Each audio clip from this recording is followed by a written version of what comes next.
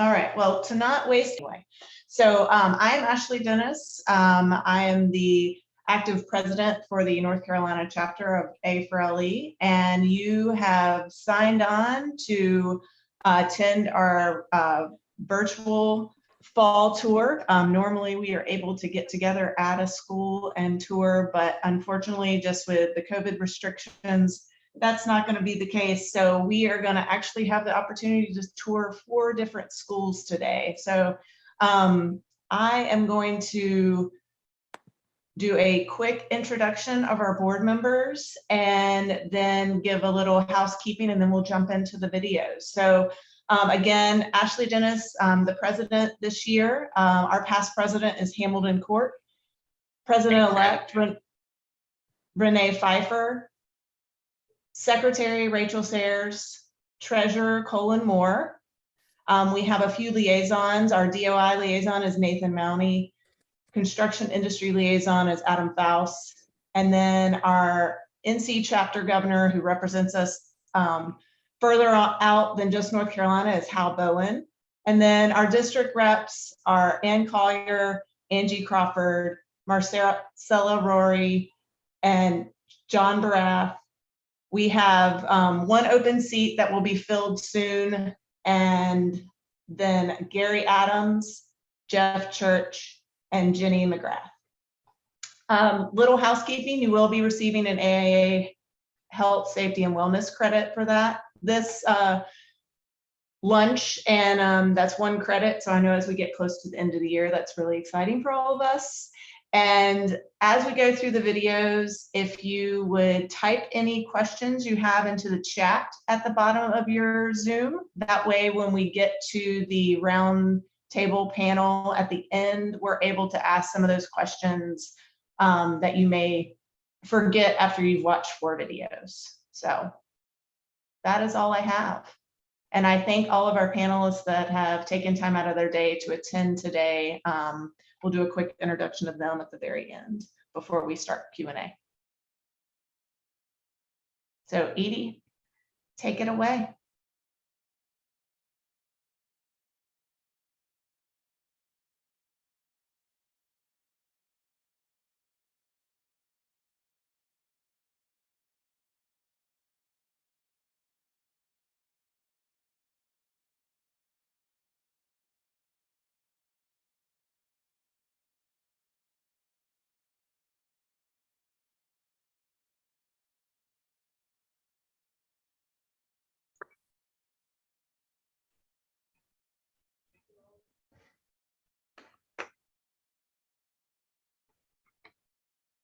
We knew we had a long way to go with this building and a short time to get there. We wanted to open in 2019. We knew that it was going to be a lot of work, but we could see it in our mind's eye. It's in Rob as an architect, he does that. He sees with his mind's eye and then creates it on paper, and then it's created in real life.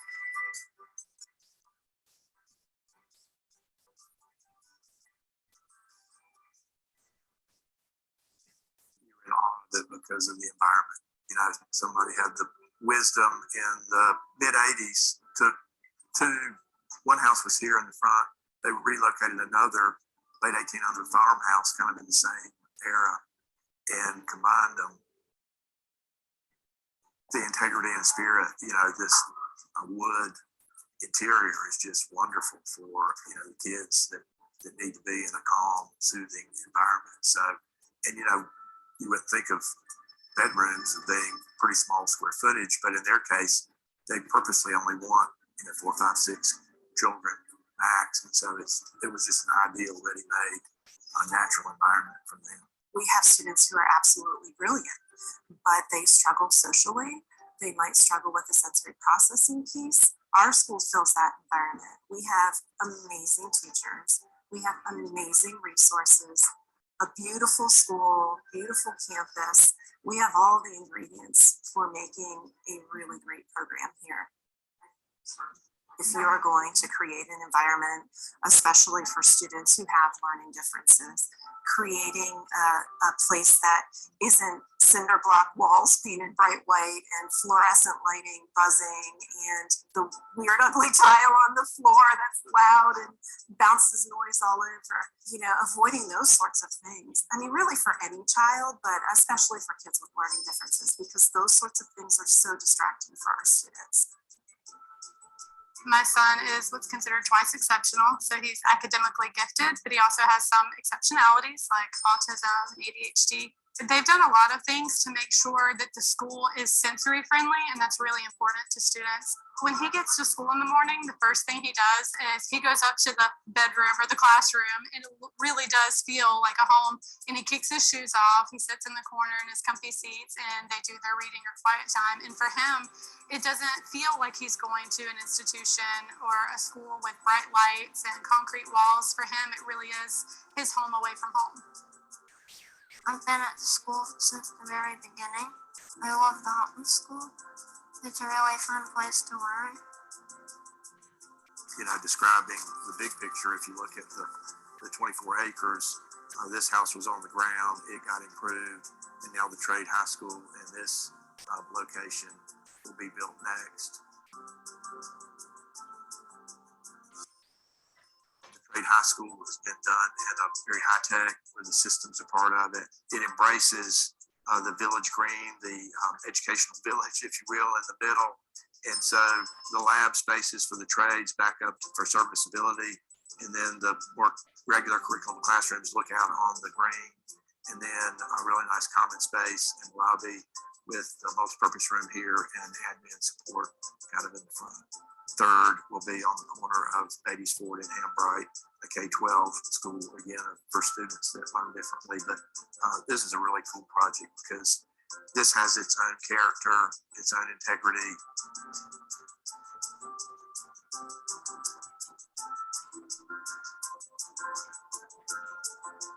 When Aspire came along and described their mission, they were totally into supporting the mission, and this wonderful house and this property is tremendous for what they're doing. Every student here has a chance to be successful, and success looks different for every student. All of our students come in with giftings, and they all come in with needs. We're all very different and unique, although they all have some similarities. But we look at every student as being uniquely gifted, and also having specific things that have to be worked on.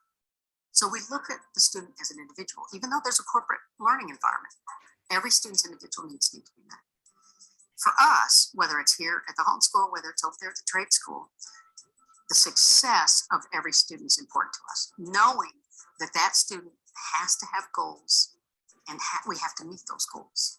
And for us, that is significant, because I don't think every school, I don't think every learning environment is going to do that with every student. Now, some students have more needs than others, and some are more challenging than others. That's a fact. But our core philosophy is that every student is successful.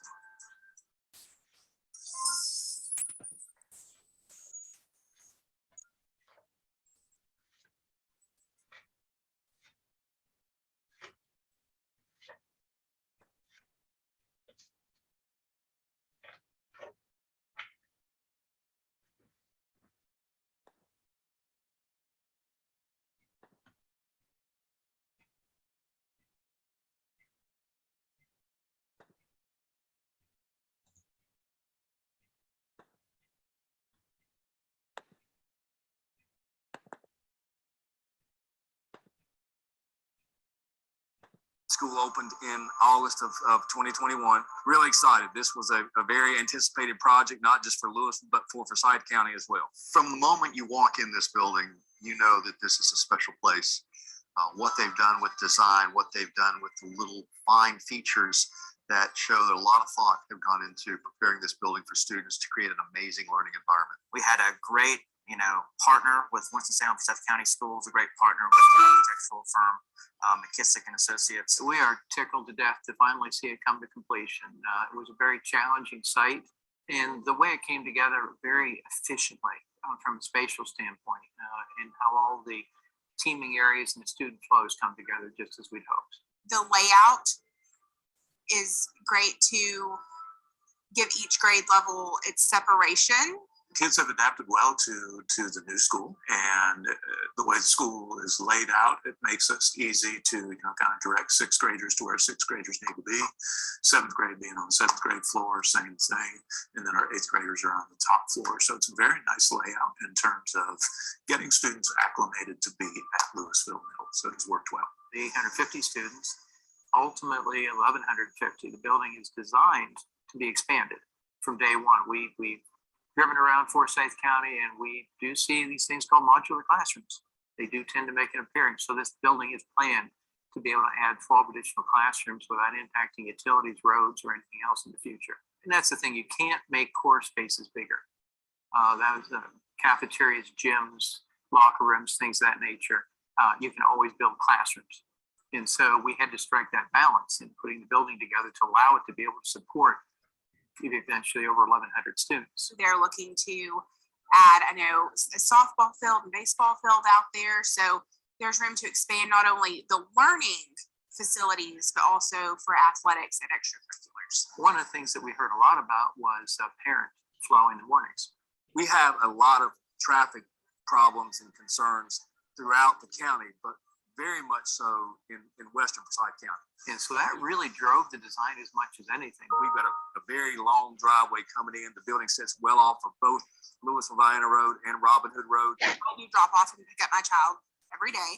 It's definitely a more fluid design, and it's more beneficial to getting parents in and out without having a lot of cross turning and short driveways that you see at a lot of the other schools here. Let's make sure that we find a way to improve that with the parent experience and coming in here. And I think it's been achieved. Where were you when 9/11 happened? Do you remember how you felt? So the technology is one of the things that changes the most. So the technology that we put in schools just a few years ago is already outdated.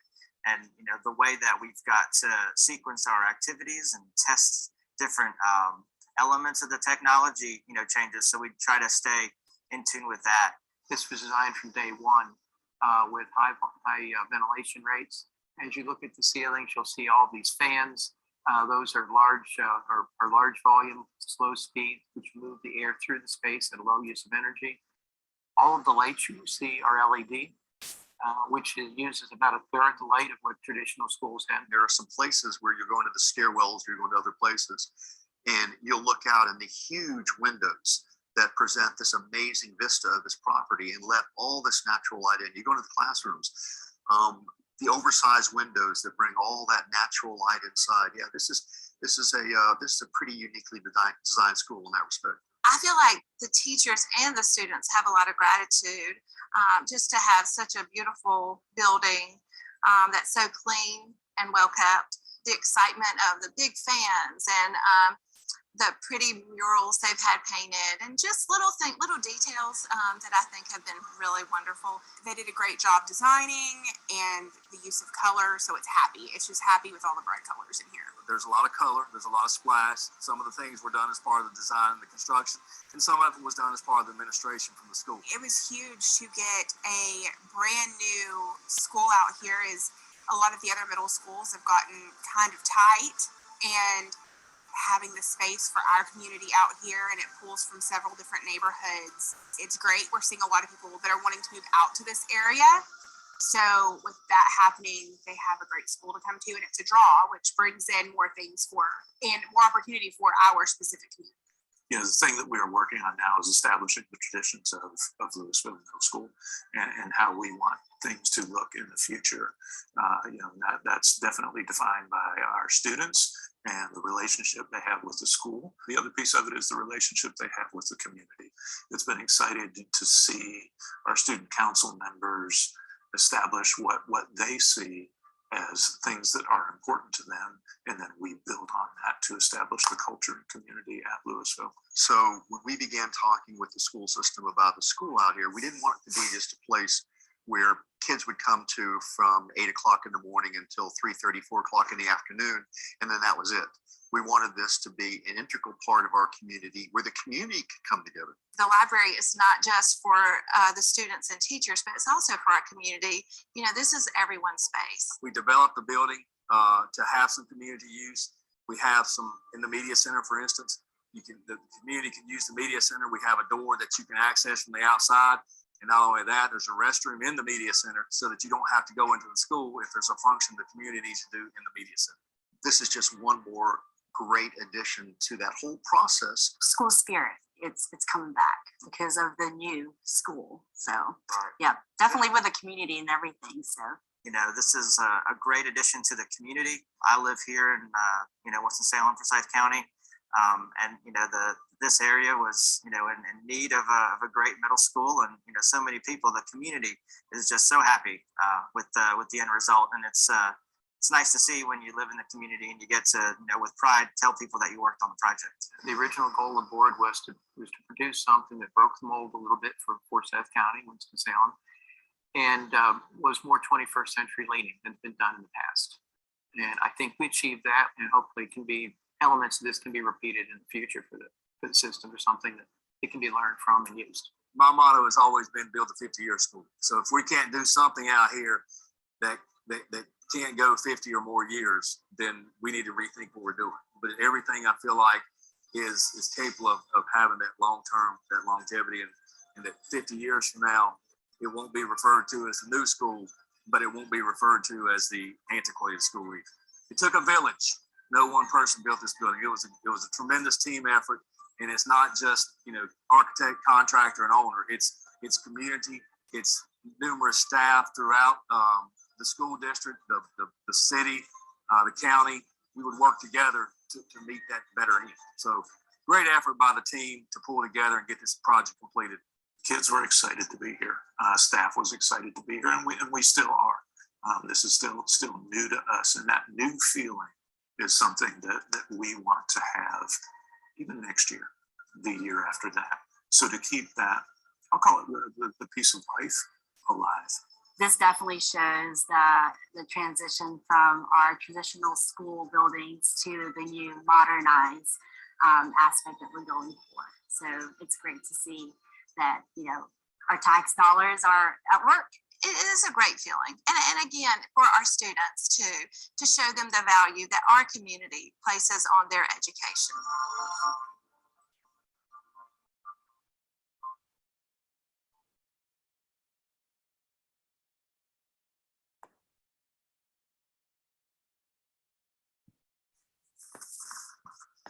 Hello, my name is Colin Moore, and I'm the Director of Planning and Construction for Winston-Salem Forsyth County Schools. I'm here today to talk to you about the construction at the new Louisville Middle School. A new Louisville Middle School was approved by the voters of Forsyth County in 2016. The scheduled completion for this facility is August of 2021. The building will have an 800 student capacity, expandable to 1,050 students. There will be 2 3-story classroom wings, 1 grade level per floor. On the main level, there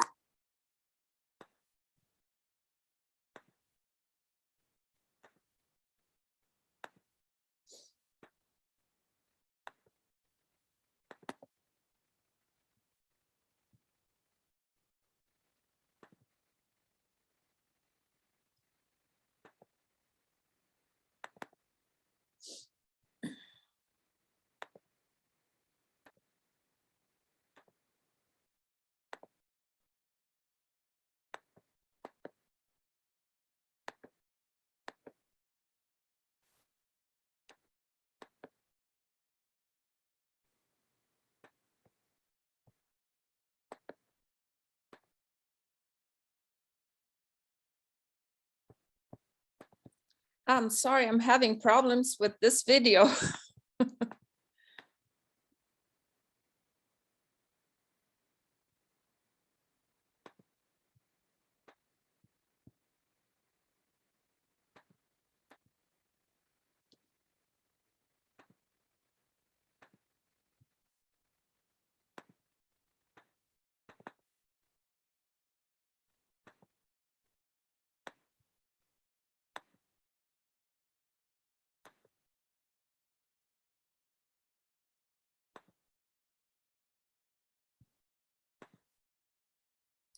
I am so sorry, I'm having problems with the next 2 videos.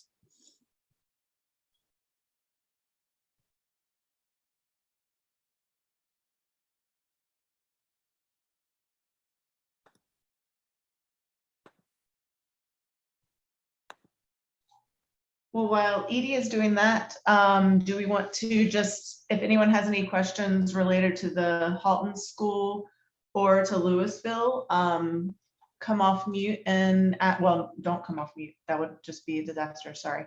Type this in the chat or type them in the questions. The Q&A is probably the easiest place because there's been a lot of questions about sound happening in the chat.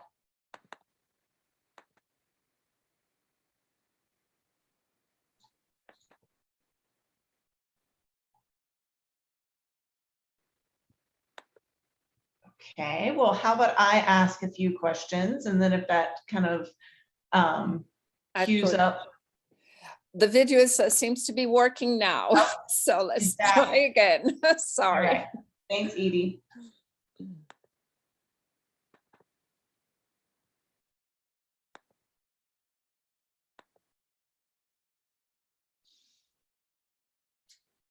With the site that was a rectangle that had a belt in the middle of it, where the school was placed, made it very difficult to do things that you need to do to make the school function, like drop off and arrival, and where kids come in with buses and so that they're supervised and things like that. Our goal was really to, when we replaced the school, was to get a school that would function for them, that would be a safer place. I love coming in every morning, seeing the bright colors, seeing just new stuff and the openness of it all. The kids feel comfortable here. I love coming in and walking in every day to see the blue and the yellow and the white and then the other splashes of color. It's very nice. We worked with the existing school community in a few different facets.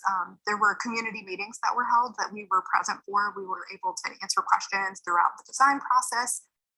And really be able to talk about the evolution of the design, kind of what the goals were.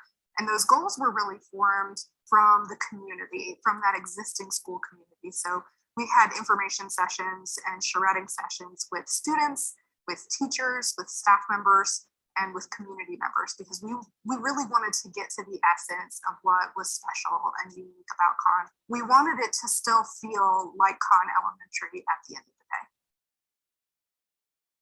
What do I think of the new building? I absolutely love the new building. It's an amazing learning environment where students and staff are excited to work and teach and learn.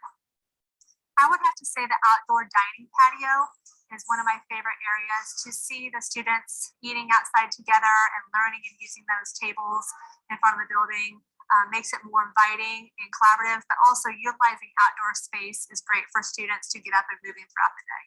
So we really wanted to kind of leverage this idea of entrepreneurial design and understanding by using the building as a teaching tool.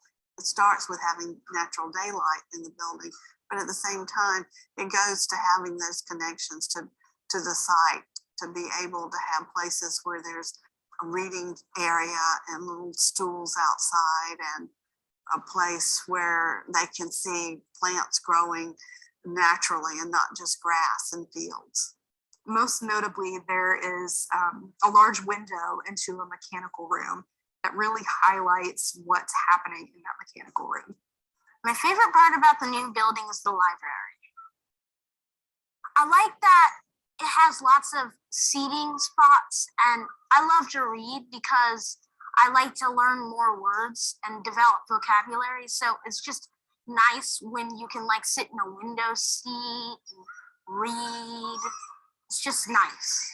I love coming, like riding my bike to school every day and seeing the new building.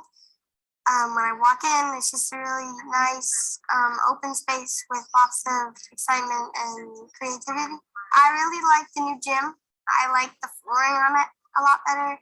Number one would be the collaborative spaces that we have. I have a large class, and so it's nice for the kids when it's time for them to spread out and work and do some group work that I can let my class spill over into the outside. We've got a nice space where they can work in smaller groups. One of the things when we held our visioning sessions with the students, they wanted to make sure that all of their specials were in the same place. They said with the old building, they really hated that they had to basically traverse the entire campus to get from dance or over to drama or over to any of the other classes. So they really wanted those spaces placed together, which we were able to accomplish with this new plan. Another component that was very special about this project was that there was rock on the site. And we were able to use those boulders and create some special places outside in the landscape for kids to kind of crawl around on and play.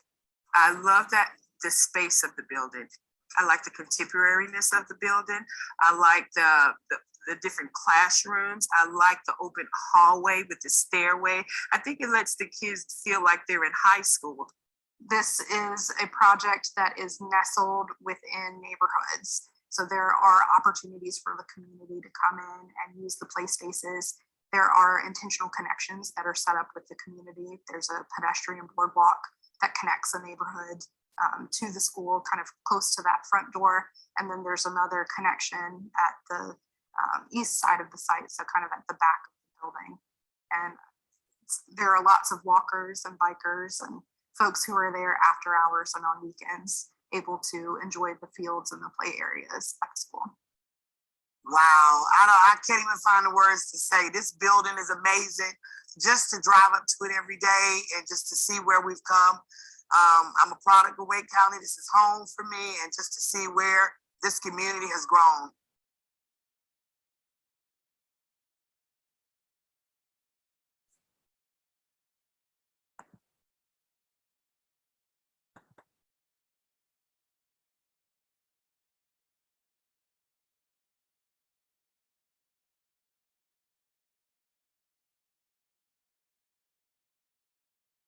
I was blown away when I first came. It feels like a college campus. I don't even feel like I'm on a high school campus, but just knowing where we started to what we came back to, I'm just blown away.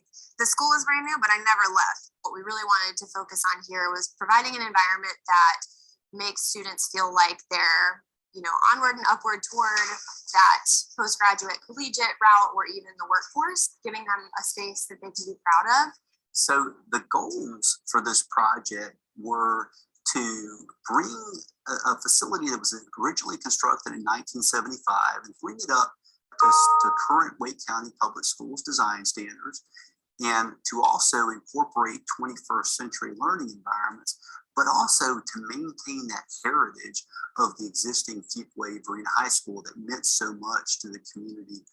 We conducted a visioning workshop where we were able to bring together those existing stakeholders. And we engaged in a series of interactive exercises designed to generate dialogue about the key issues and opportunities for the school. And in doing that, we were able to really understand firsthand kind of what the priorities of the existing stakeholders were, and to understand from them kind of the passion and the synergy that existed between Fuquay-Varina High School and the community, the town of Fuquay-Varina.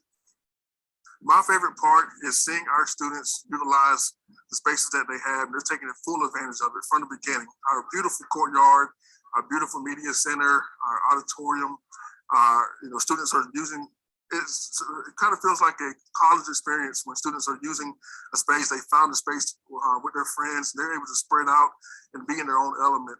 The signature improvement that stands out in my mind is the theater space. The original theater only sat under 250 students. The new theater space seats just about 800. It's beautifully designed and it's very unique for Wake County Public Schools in that it's painted black, so it has more of that black box theater feel, and it also has a lot of wood acoustical treatments on the walls and the ceiling. The two-story atrium space between the main gym and the theater is also a really unique feature. It's the after-hours entry for those sporting or performance events, and it offers a really upscale, really beautiful kind of look in and out of the school. The new media center is located on the second level at the end of the courtyard. It has this commanding view out over the courtyard where you can see the new 4-story classroom tower. You can look into all of the collaborative common spaces and see 21st century learning going on. You can see the curved wall of the cafeteria with the outdoor dining spilling out from that space, and you can see the outdoor classroom in the courtyard. Oh my goodness, the new space, there's been a lot of time and attention put into it. We have 2 separated teaching areas. We have a cafe that will provide students with snacks and beverages in the morning and afternoon. We have areas for small and independent research. We have browsing areas. So much room now that we can actually complete the kind of library experience we want our students to have. Plus, the best part of it all is that we have a view of our courtyard. So students can sit up with us at lunchtime, eat their lunch, view everything happening in our famous courtyard. The central design feature is this central courtyard that really unifies the entire campus. And it serves as kind of a wayfinding tool because all the main spaces, the media center, the cafeteria, the collaborative commons that serve the classrooms, they all have views out into that courtyard. So if you've ever been in a 350,000 square foot high school, it's easy to get lost. But at Fuquay Arena, I've had a number of people tell us that it doesn't feel like it's that big of a school because you always have that outdoor connection to that courtyard. And that courtyard really is the most important space in the school. Within the courtyard itself, we looked for a lot of different opportunities to create any kind of connection between the indoor learning spaces and the outdoor learning spaces. We have a little outdoor classroom, which is set up almost like a little amphitheater so that you can have kind of larger classes take place there within the courtyard, or have kind of smaller events. You know, we'll have a little stage area to be able to do kind of performance level events. My absolute favorite part of this new building is the collaborative spaces in the pods between the classrooms. I feel like this campus has a lot of resemblance as a college campus, and those collaborative spaces help us kind of be able to strengthen our independence and getting our work done on our own. So 21st century instruction is really about student-centered learning. And so the most important program space to support that are collaborative breakout areas. The new 4-story classroom tower, all of the general classrooms have direct access to a collaborative commons breakout area. I think my favorite part is that they kept all the murals that had been in the back building. Other people walk into this school and their memories, they still see them. It's a different school, but it's still the same.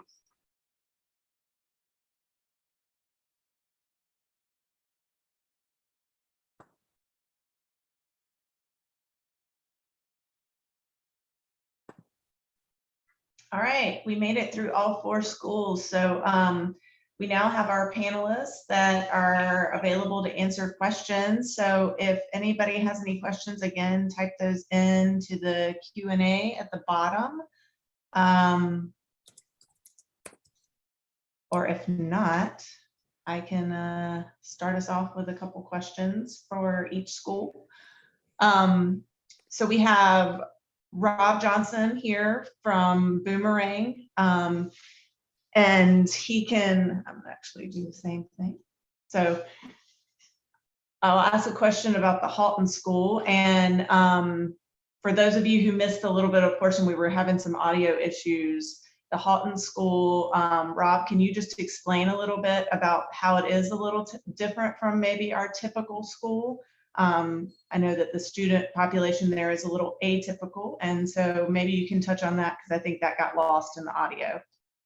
Sure. No, it's great to be here. And the Aspire Carolinas Foundation is a nonprofit here in Charlotte, Mecklenburg. It was formed in 2017, and the first piece is very unique in that it serves, you know, Asperger's. It's a bit of a antiquated term, but the more twice exceptional now is more commonplace, where these kids are brilliant, but yet socially, emotionally, you know, we're all kind of wired different, and they are very ill at ease. And in particular with the Halton School, which is pretty much a trait of those students and those families, is usually it's not quite detected until about 2nd or 3rd grade. And then there's really major problems with them being in larger environments. So in this case, it's uniquely formed around 3rd to 8th graders, to where they enter the school. Their academics are usually always strong, but socially, emotionally, as they're their biggest need, and then purposely return to the high school environment. So.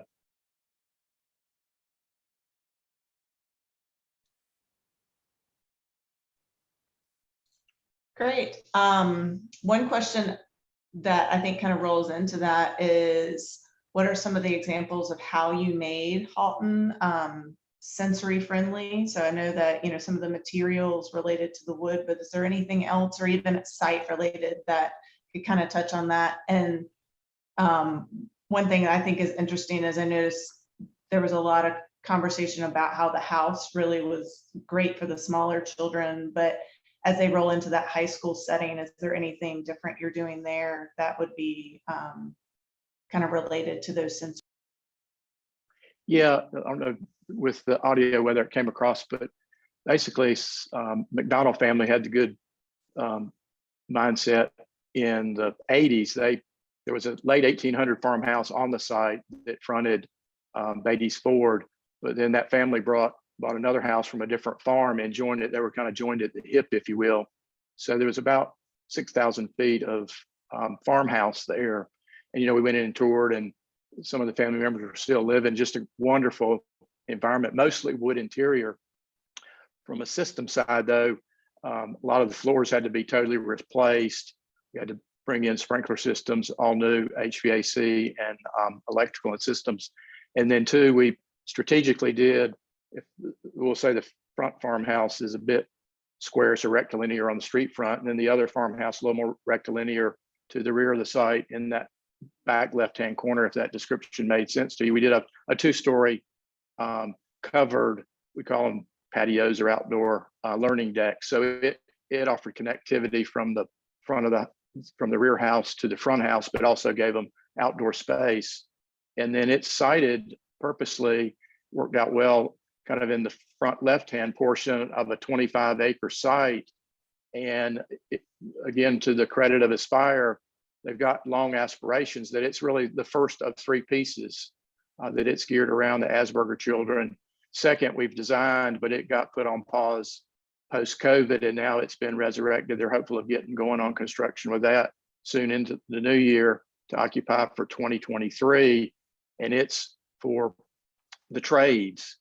And then ultimately, if they complete their mission, there'll be a K-12 school there on the corner that will be for children that learn differently. And at that point, they anticipate having a fairly large wing for Asperger children. They want, you know, the interior environment of that ultimate school to be the same. And then with their wonderful vision, at that point, the house will return to a resource center, which would have psychiatrists and counselors and therapists, which are hugely important to the population they're serving. Thank you, Rob. And I also want to acknowledge that Angie is on the call as one of our panelists. She worked on the project as well for Boomerang. So we'll move on to Louisville. Colin, one of the questions, or Vern McKissick is also on, related to this, was in relation to some of the finishes that were used. I think the question was if that was polished concrete or sealed concrete in some of the images. Yeah, actually, thanks for having us. I'll hit the highlight of that and then pass it over to Vern. Yeah, we intentionally, and Vern said it, you heard it during the video.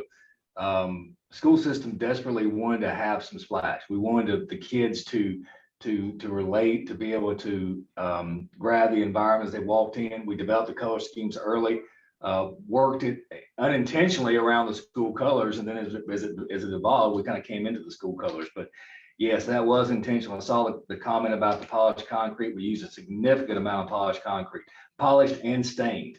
You saw a little bit of combination of both of those. Vern, anything you'd like to add to that? No, I think you kill your mic there. Can you hear me? Sorry about that. My apologies. Somebody listening around the corner. Yeah, I think the other thing with the concrete that there's always challenges is we did go the step of an upgraded coating over top of that, which gave it a more luster and extended life. I think the Winston-Salem had explored concrete floors before and had some issues, so we did investigate different strategies to put them together. But I think the reflectiveness really did create a different look. Great. And then one other question related to Louisville is just maybe how this building is different than some other schools within Winston-Salem, Forsyth. I think you're hearing me, right? Okay. So. Yeah, I think actually it's the color. I mean, we historically in Winston-Salem, Forsyth County Schools have really focused on what that curb appeal is and how good the school looks when you come in. We're starting to realize that kids learn better in environments where they feel more comfortable. So we've had a lot more collaboration space. As most of you have experienced, this school, the design was going on during the construction inflation. So, you know, the bond that was passed, the dollars that were allocated to this school were significantly less than what the cost was. So we had to get creative. Vern and his team did a good job of kind of utilizing spaces for multiple use. We've got a media center that kind of spills into the cafeteria area that you use some of the cafeteria areas when you're not eating lunch, and likewise some areas in the media center that you can spill into and use for cafeteria seating if you need. Matter of fact, the teachers actually eat their lunch in what I would consider the media center. And it's completely isolated from the remainder of the media center. And then when lunch is over, you can pull some glass doors down and you've got media center back. So that's one of the things that we did. We had to get creative with some of our space and square footage so that we could maximize the dollars. Yeah, I would echo what Colin said. We started with a historical room schedule, about 123,000 square feet. And when all was said and done, we were able, through this multi-use of spaces, to get down to about 106,900 square feet, which made a big difference relative to the finances of the project. But I think, as you saw the images, the building doesn't feel small. And so I think we were successful on that end, you know, trying to find multi-use of everything. And we have one other question related to Louisville, a question in relation to expansion, and if any of that was built into kind of the way the school was laid out or anticipation of that in the future. Yeah, I'll answer and let Colin and pick up on that.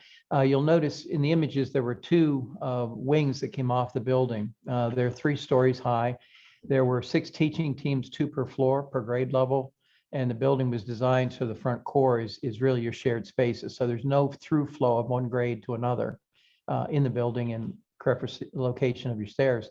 But the way it was designed with our stair capacities is we can easily add 2 classrooms on each floor at the end of each wing, which give us 12 classrooms, easily to construct, doesn't impact any areas. All the utilities, roadways, and fire calculations were all based on that being built out, which we know was coming.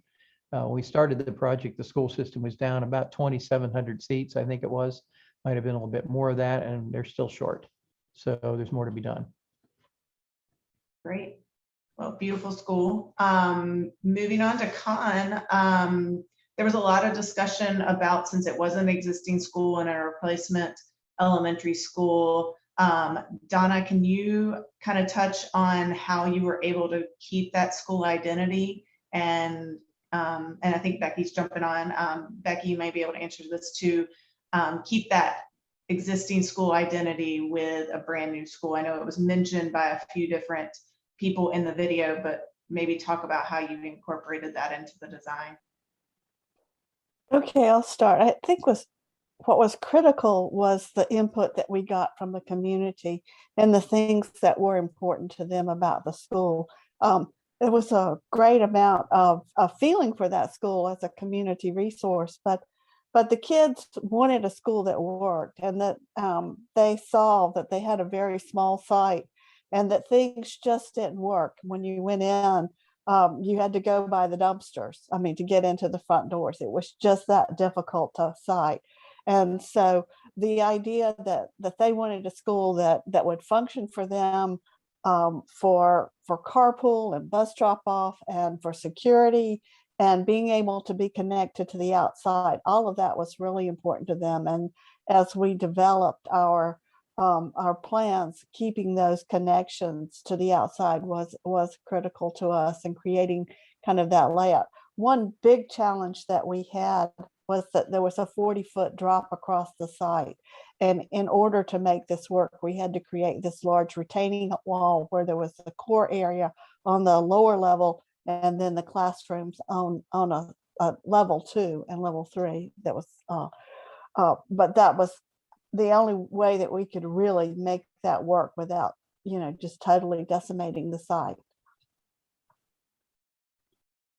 I would add to that as well that the existing school had a very tight-knit community. So not only are they nestled within this kind of larger community of the neighborhood, but the school itself had a really close connection just within the school. So being able to kind of take that into account with the new building design and creating these almost little neighborhoods within the school for each of the grade levels, and having those collaborative areas right off of the classrooms to be able to expand their classroom and really expand that use of community within the school was also successful. So to kind of roll off of that, there was a mention of the connection to the community, a physical connection. So often, probably more on newer sites, we get the, not in my backyard, and you don't want the connection. So how did you play off of that? Were those existing connections, or was that something that was worked through with some of your community meetings? And Renee's on the call. I see her like raising her eyebrows. So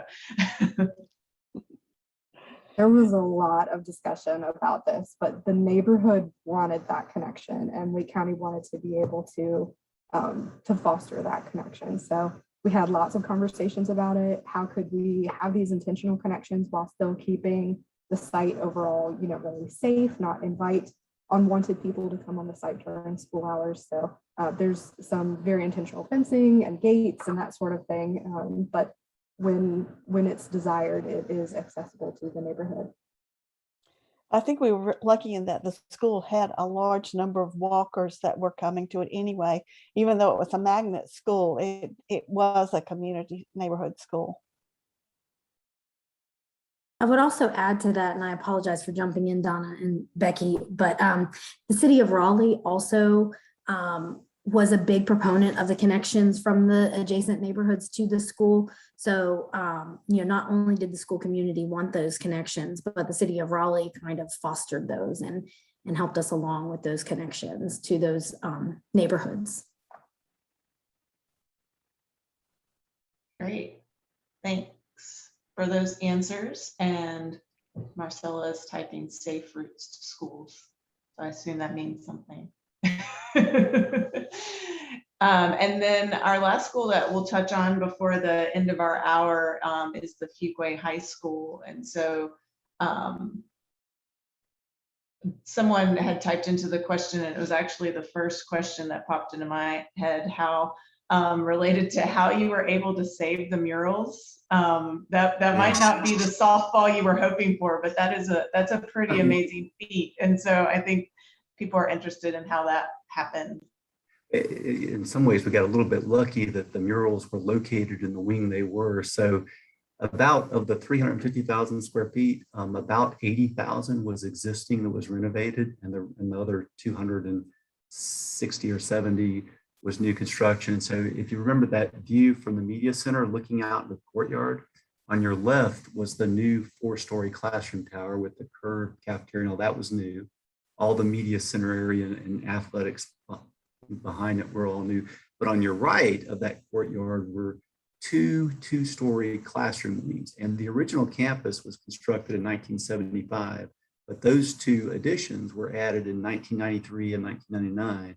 And so overall on the campus, they were only, when we started this in 2015, 2016, they were only about 20 or so years old. And so they were in better shape than the rest of it. But, well, and they had most of the murals in them. So that was a great reason for keeping them. But the other reason that really helped keep those wings is they were constructed really close to that north property line. And if we had torn them down, zoning changes had occurred since the time they were built, and we would have had to pull the building 10 feet further off the property line. And that particular site was about 15 acres less than a typical new Wake County high school. They usually go for 65 or 70 acres, and Fuquay is about 54, I believe.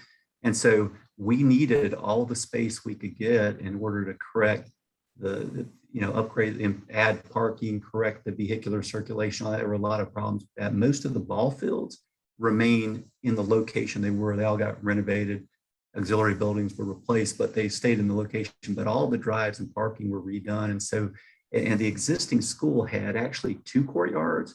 And so there was a low 1-story kind of addition where we added that 4-story addition in the front. And then there was a media center was in the middle between the 2 courtyards. And then those 2 classroom wings are on the back. So by getting rid of that middle building, we were able to push the new tower back closer to the rear to gain space in the front. And we were able to create a more right-sized courtyard that was a much nicer space that didn't have the mechanical outbuilding located in the middle of it and all that kind of stuff. So it's a good question. Well, and to touch on the courtyard, it's an amazing space, and we see that more and more with 21st century design, but also I think COVID is pushing us more to how we kind of move the classroom outside. What kind of spaces beyond the amphitheater are you seeing the courtyard being utilized for? Maybe even if it wasn't intentional in design, especially now that students are back on campus. Maybe you can kind of talk about that. Yeah, no, I totally agree with you, Ashley. That even before COVID, but especially since COVID, outdoor learning spaces are so important. They provide those biophilic connections. They help promote mental and physical well-being and emotional well-being. And so within that courtyard, you've got one great big space that's great for wayfinding, but within that, you also have that central classroom that you mentioned. Outside the dining, you've got some overflow dining areas with tables along that curved wall that can be used for little outdoor meeting and gathering spaces. I don't think maybe the aerial, the drone shot showed a little bit, but as you look toward the media center actually projects out from that athletic lobby. And so underneath it is a covered outdoor area. And that has a variety of seating. We actually had a lot of rock on this side too. So we have a little boulder classroom, kind of like what Donna was talking about with Con, where we preserve some rocks. And so there's a little area. So there are 5 or 6 or more different little small kind of outdoor classroom areas within that courtyard, in addition to just the overall space, which is large enough for a whole school assembly.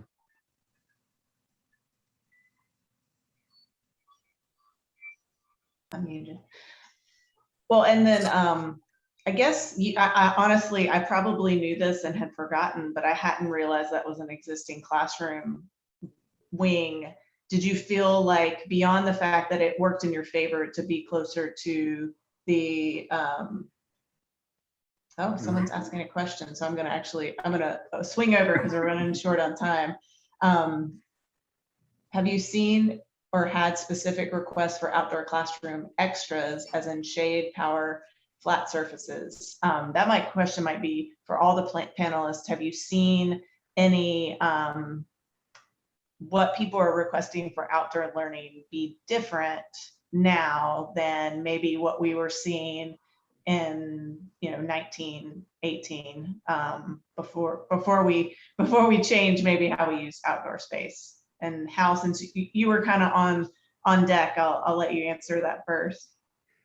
We've definitely seen requests for variety, like some shade, like I mentioned, that area under the media center totally covered. Some of the other areas are out in the open, and there's a variety of seating from the rocks up to the chairs, the tables and chairs outside dining, and then the seating is even more casual under the media. So I think variety is part of what we're looking for, and it's much like the collaborative commons. What they provide for a school is a comfortable and familiar environment for learning. And so instead of this institutional classroom environment, it's this very comfortable space, and you can take that even further with outdoor learning environments where you have the connection to the climate and to natural light and all that.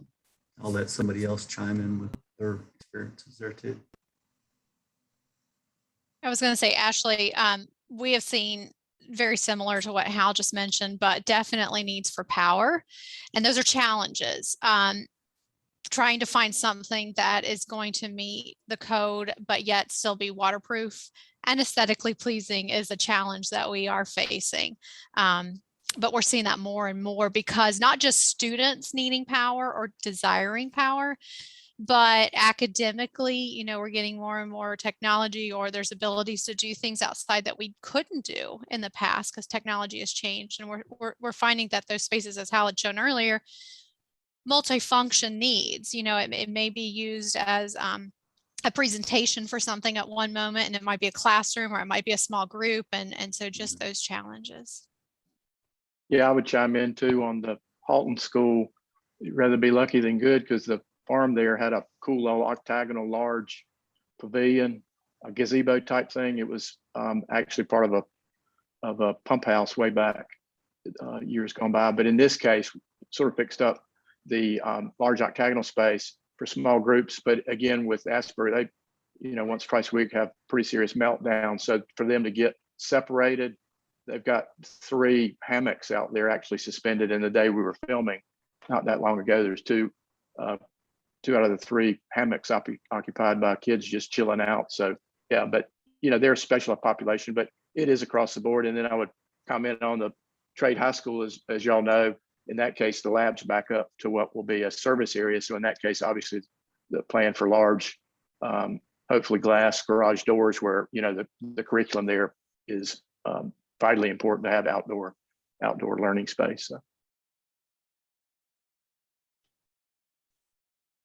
Great. Well, on that note, we'll wrap up. We hit 1 o'clock, and I thank all of the attendees that are still here for jumping on for your lunch hour to do some school tours. And I again want to thank Donna Francis and Becky Brady with Clark Nexon, Vern McKissick with McKissick and Associates, Colin Moore with formerly with Winston-Salem Forsyth County Schools,